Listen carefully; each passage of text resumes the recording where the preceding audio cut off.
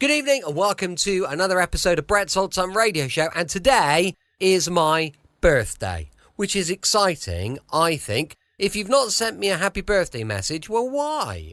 We've got so much social media that you could drop us a line on. I have no idea why you wouldn't just drop me a little line and say happy birthday. Awful, terrible. But we'll crack on. Huge thank you for joining me once again for our regular late night visit to those dusty studio archives of old-time radio shows right here at my home in the southwest of the United Kingdom. I'm Brett, on his birthday, your host for our nighttime podcast. Welcome to another episode. Got Facebook, Instagram, YouTube, and TikTok. That's our social media. They're all called Brett's Old-Time Radio Show. If you want to get a little insight into our lives and what we get up to, that is definitely the place to find us. Got a sister podcast called Sunday Night Mystery, all about mystery and murder, which is, I think, top-notch. You should have a listen. Time now for another adventure with insurance investigator Johnny Dollar. This one first broadcast on the 2nd of February 1954. It's called The Paul Gorrell Matter. For your listening enjoyment, John Lund as Johnny Dollar. George Post, Mr. Dollar. Did you have a good trip? Oh, yeah, fine flight. It's good to change that New England weather for your Arizona sunshine. I hope you feel that way after we've talked over this case. How much did they tell you in Hartford? Well, my getting out here in a hurry seemed to be more important than details. So all I know about the robbery is what broke in the papers. A $100,000 payroll stolen and 2 guards killed. Those are the basic points. The police have got no place with it in 2 days. But if you're willing to take one of the biggest gambles of your life, we may be able to crack it.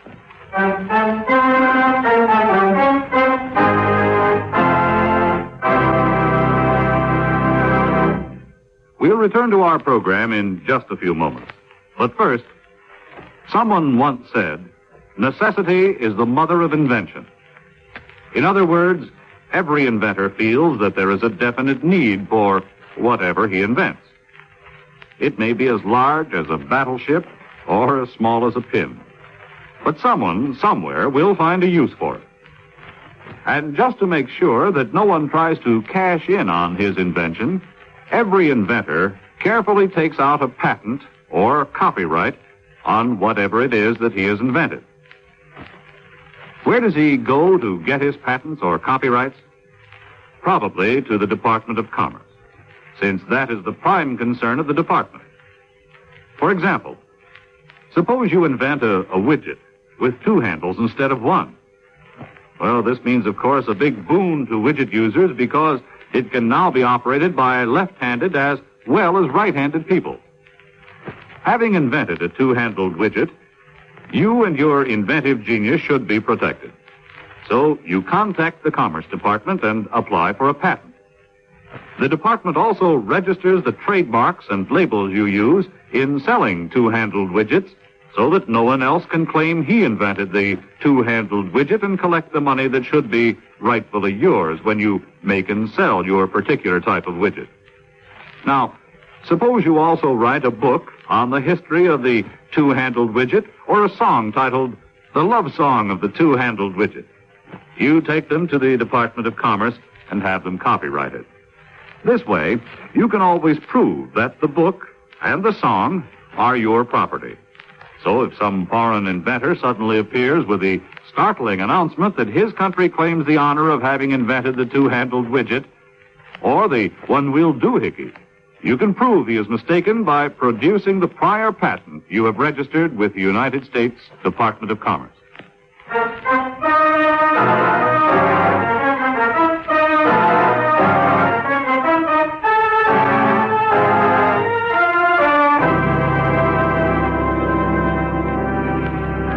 Expense account submitted by Special Investigator Johnny Dollar to Home Office, Plymouth Insurance Company, Hartford, Connecticut.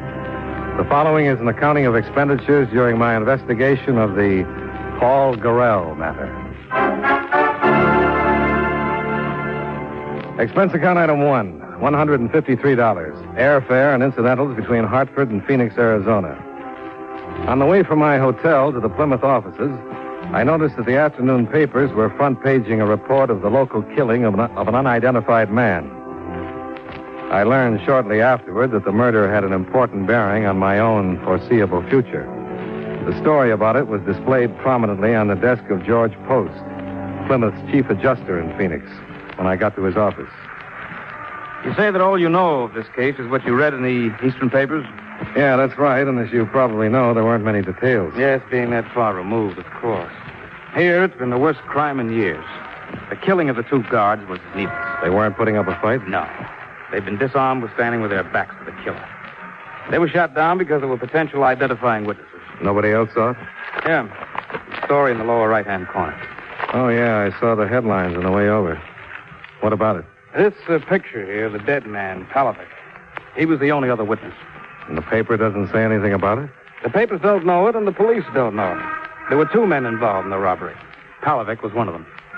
Well, you must have some big reason to hold this kind of information from the police. I have.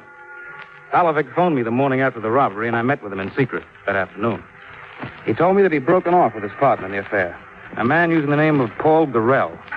He said there'd been an agreement between them that there'd be no shooting, but that in spite of it, Gorrell shot the guards down in cold blood.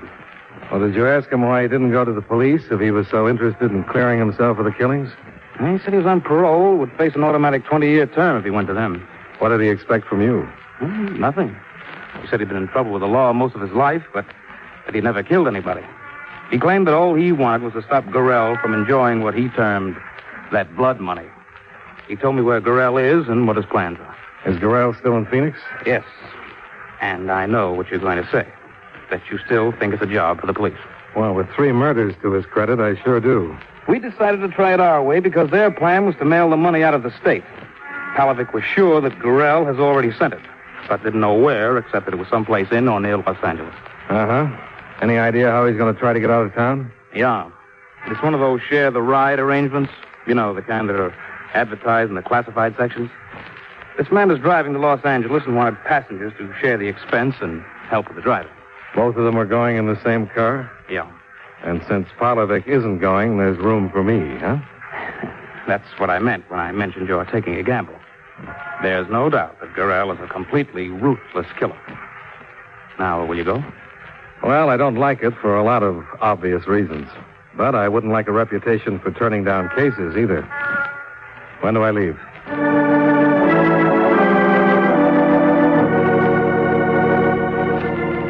I understood why the company didn't want to involve the police.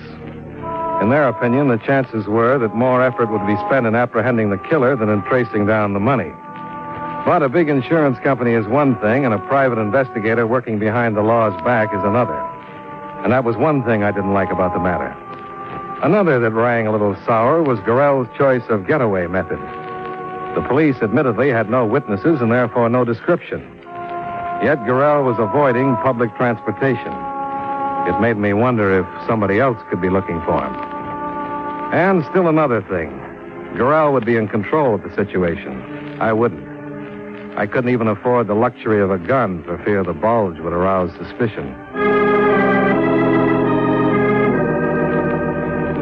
The owner of the car for the trip was a Mr. Bovey, and I phoned him from post office. You couldn't have read it in today's paper, Mr. Dollar. I canceled my ad last evening. Well, I clipped the ad a day or so ago when I wasn't definite about my going to the coast. I hope you have room for me. Well, I'm afraid I don't. I already have 2 gentlemen and a lady. Oh, but it's a sedan, isn't it? 5-passenger? Yes, but 5 is too many. Uncomfortable for my people. You're sure that all your people are still going? I haven't heard to the contrary. Well, you can't tell about people. Suppose we leave it this way. I'll come out to your house in the morning. If there's room for me, I'll go. If there isn't, I won't. Is that okay? Well, if you want to take a chance, but don't expect to crowd in, I know from experience 5 is too many. All right, Mr. Bovey. I'll see you in the morning then. Goodbye. Goodbye. I suppose that was the only way to handle it. But how is Gorrell going to react to your being there? No, I don't think it'll change things. A guy in his spot is going to be suspicious of everybody anyway.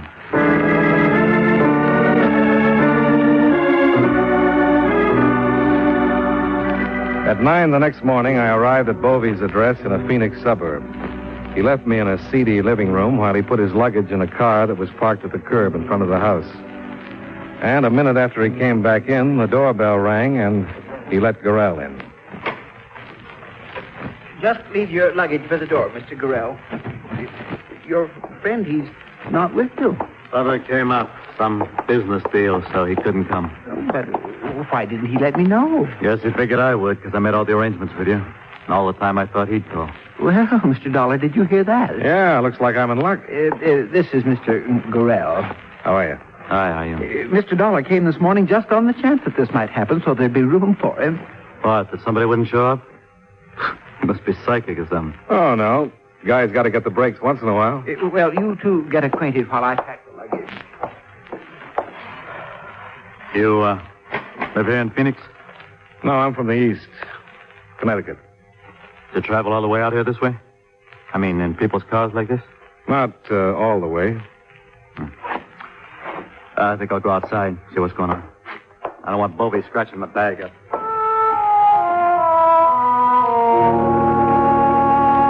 Nothing except two cold blue eyes that moved around too much would have given him away for what he was. The rest of his makeup, thin, triangular face, blonde hair, and slightly stooped figure, would have made him unnoticed in any company. By the time I followed him outside, the fourth member of our party had arrived. She was a not unattractive brunette wearing harlequin sunglasses that made her look frightened. I wondered how she'd look if she knew who her traveling companions were. This is Miss Shelton and Mr. Dollar. Miss Shelton? Hi. We're all loaded. All right, then we're ready. Now, how shall we arrange how you sit? Does anyone care? Yeah, why don't I take my turn driving first? I drove a cab for a while, and I know some quick ways out of town. Well, that's fine. Miss Shelton, will you sit in the back with Mr. Dollar? I like to ride in front in my own car. It's all right with me. Thank you, Mr. Dollar. The starter's right there, Mr. Gorrell. Yeah, I got it.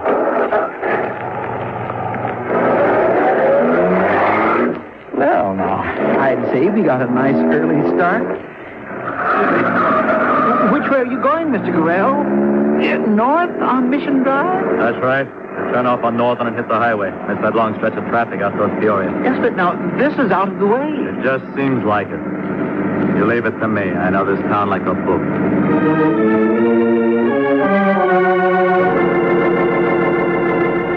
Whether Gorrell was missing some roadblocks that I knew nothing about, I couldn't be sure. But I wasn't sure his back road way out of town was working either.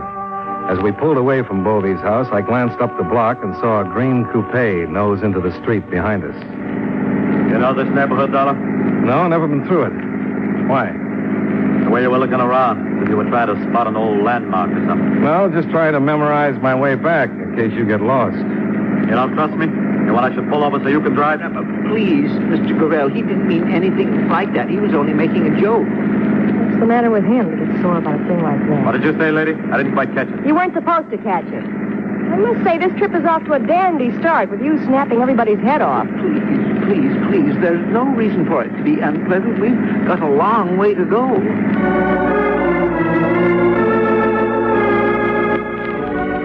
That evening, with Bovey driving, we were approaching Blythe on the California border when the car began to heat up.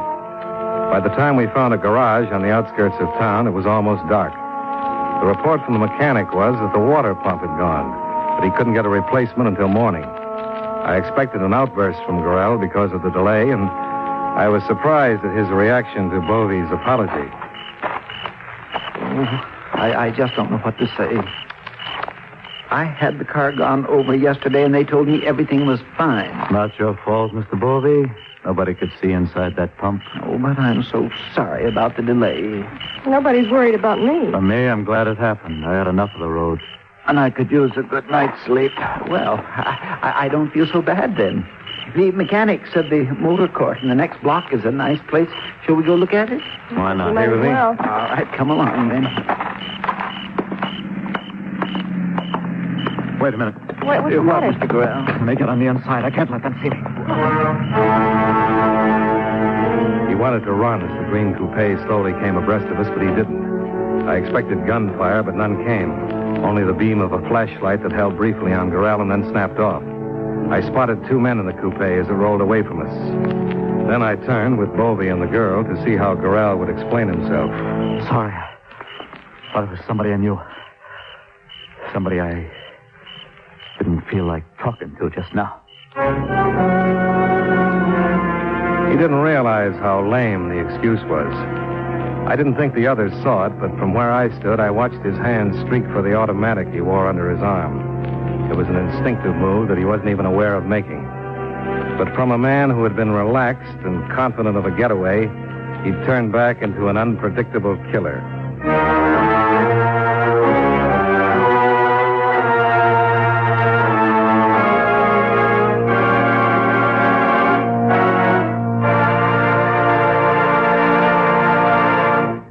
You know, many great men have attained the highest office in our land, the presidency of the United States.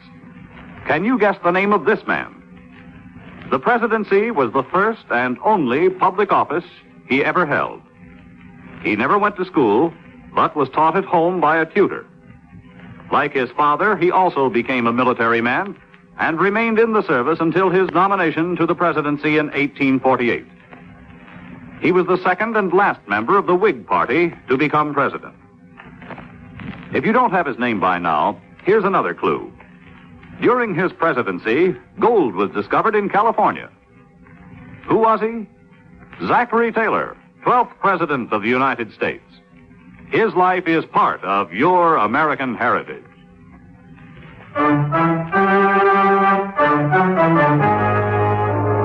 And now, with our star, John Lund, we bring you the second act of Yours Truly, Johnny Dollar.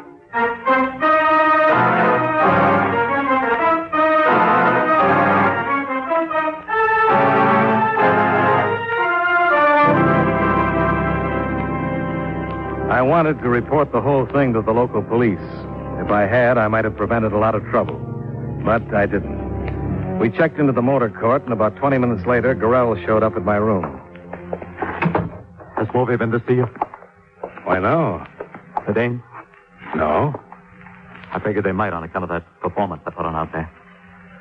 The truth is, I got in some trouble in Phoenix, and my nerves aren't so good. That's okay. I'm not curious. Yeah, well, I didn't want you to think I'm nuts or anything like that. I thought maybe you could tell the others. I wouldn't want Bovey to dump me out of the trip. I haven't got enough to get to L.A. any other way. But look at this wallet. See? A single and one pin. That's my stake. That's running pretty close. I wish I could help you out. No, I'm not making a touch. I can scrape up some when I hit L.A., but... well, I'd like it if you told the others. It's up to you. Yeah, you see, I got into a card game with these two guys in Phoenix. I was drinking. I let the stakes get higher than I should have, and I lost more than I could pay. So, I ran out on them. Those were the men that drove by? Yeah, I'm pretty sure they were. Well, if they followed you this far, don't you think they'll follow you the rest of the way? I don't know. Say, you got anything lined up out there? Oh, nothing definite. Why? Well, if they're still on me, maybe I could use some help getting things straightened out, you know? I'd make it worth your while. What kind of help? I will see how things stack up when we get there. Anybody that travels like this could use a few extra bucks. You can't kid me there. Yeah, that's right. Okay. You tell Bovey and the Dame what I said. And then maybe you and me can give each other a hand. Maybe. Well, I'll see you in the morning. I hear we're going to get an early start.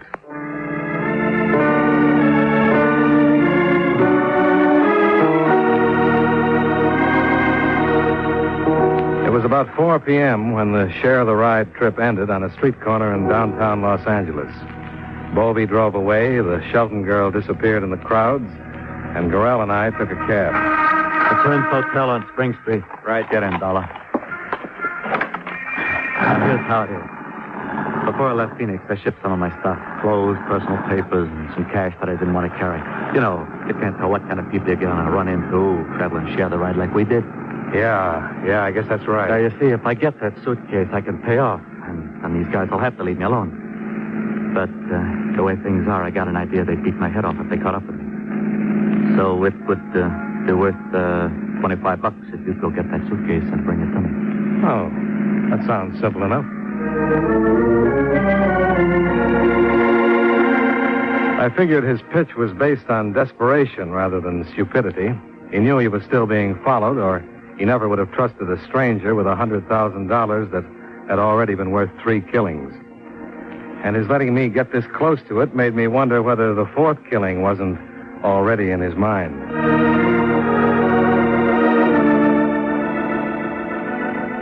We both checked into the Prince Hotel, and in his room, he gave me the express receipt I'd need to pick up the suitcase. I left him and made my first stop at a phone booth. I called the police, told them my story, and arranged to meet a plainclothes sergeant from homicide a block away from the express office.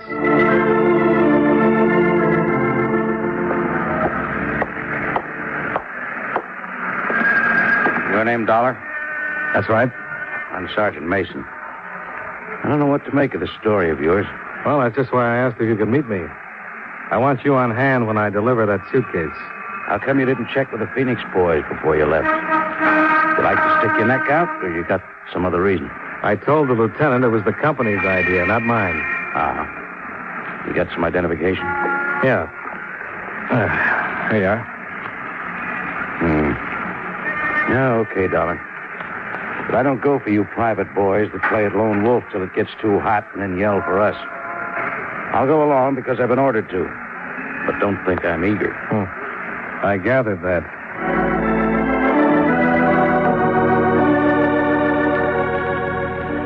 I took delivery of the suitcase without a hitch.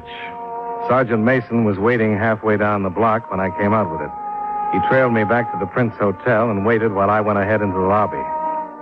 I got to Gorrell's floor, and when the sergeant was a few steps behind me, knocked on the door. Gorrell? Gorrell? It's Dollar. Try the door.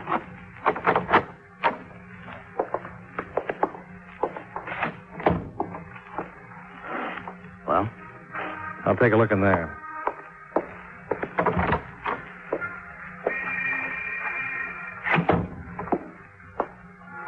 Well, his stuff's still here.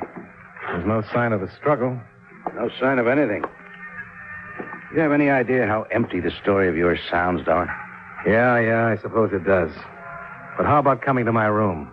We'll get this suitcase open. No, not with me there. If you'd played it level with the Phoenix police and we had a go-ahead from them, yes. But I've got no right to break into somebody's personal property on your say-so. You're leaving? That's right. And if your story's true, I feel sorry for you. I'd hate to be playing it alone. But officially, you've given me nothing but a trip across town and some talk. I gotta have witnesses and evidence to work with. If you come up with some, just call the department.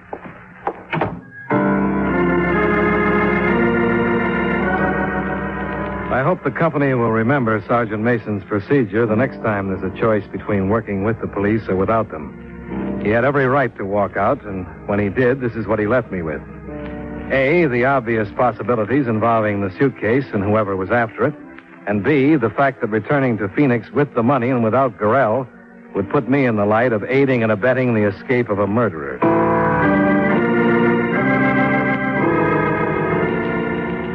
It was then 6 o'clock. I checked Gorrell's suitcase at a bus station a short distance away. Then I grabbed a quick sandwich and went back to my room to wait. At 7:45, there was a knock on my door.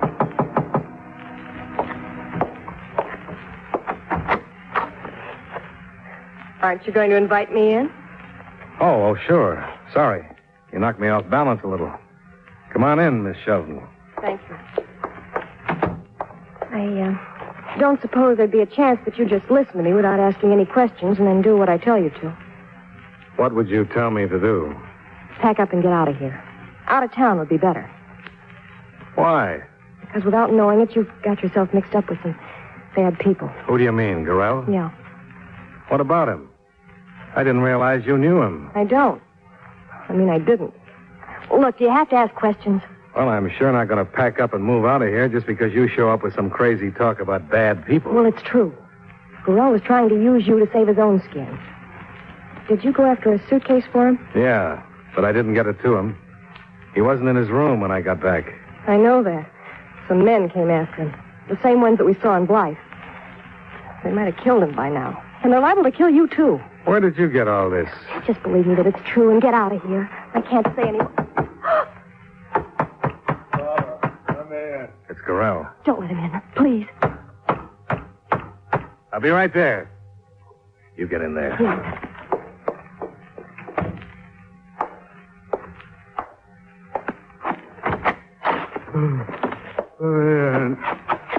What happened to you? Got away from him. Came for my suitcase. Got away. Gorrell. Is he dead? No, not yet. Get my coat off the bed so I can stretch him out. Well, maybe you'll believe me. I got to get out of here. Oh, no, you don't. Look, I didn't have to come here to warn you. I was trying to do you a favor. Is this what I get for it? I'm sorry, but I can't let you go.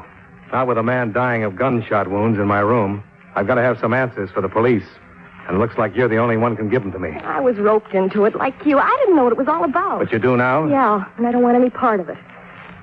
Two guys I knew in Phoenix paid me $200 to take the trip from Phoenix and follow Gorrell when we got here. I was broke, and they said it was only a gag of some kind, so I took them up on it. Those the two guys in the coupe? Yeah. Then when they got Gorrell tonight, and I heard them talking about robbery and killing, it began to catch on. They were the ones that pulled that payroll robbery in Phoenix. You didn't know till then? I sure didn't. Look, I'm no angel, but I'd never have anything to do with this kind of business. Now, what's the rest of it? Well, there were four of them that planned it, but Gorrell tried to get away with the money by himself. They mentioned something about a phone call from somebody named Polavic. Well, that's all I know. Uh-huh. When they had Gorrell tonight, they were trying to find out where the suitcase was? Yeah, that's right. They were hitting him and saying they'd kill him. But all he'd say was that somebody else had it. I figured it was you, and that's why I came. I tried to help you. Now, how about it? Can I go? Yeah. And you'd better take the same advice you gave me. Go and keep going.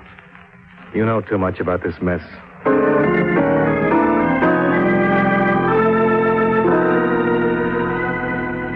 After she left, I called Sergeant Mason in the emergency hospital. Gorrell was still unconscious when I opened the door about 15 minutes later. I assumed it would be Mason, but it wasn't.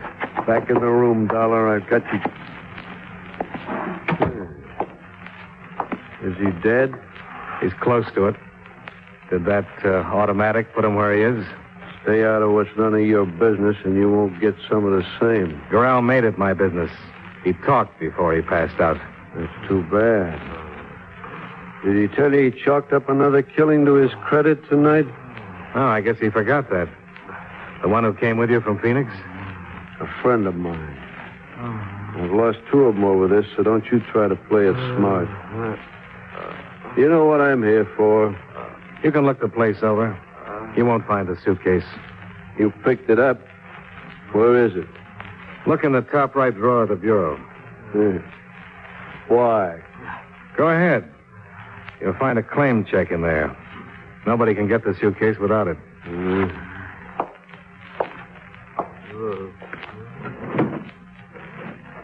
Just don't say where it is. Where did you leave it? It's in a bus station. If you leave by the rear door, you go down the alley to... You keep quiet.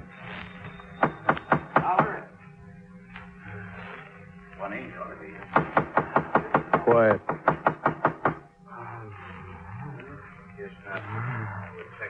Paris. Shut up. I'll get...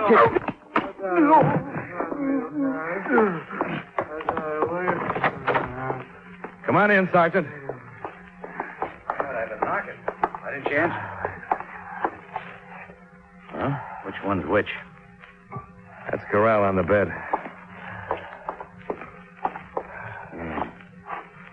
I guess he won't live long enough to profit by this. And I hope you will. What? No matter what side of the law you're on, don't pay to play at lone wolf like he was and like you were. Level with the police next time, huh? Yeah. I'll remember that.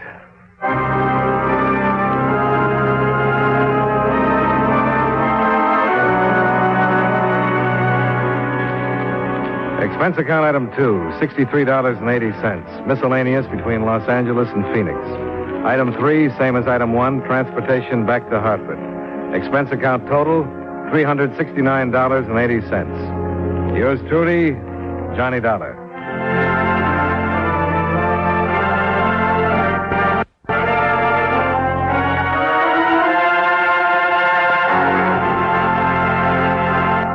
Welcome back. Hope you enjoyed our latest adventure with insurance investigator Johnny Dollar. And tomorrow, we're going to be back with more adventure from The Man Called X, going live at 5 p.m. UK time.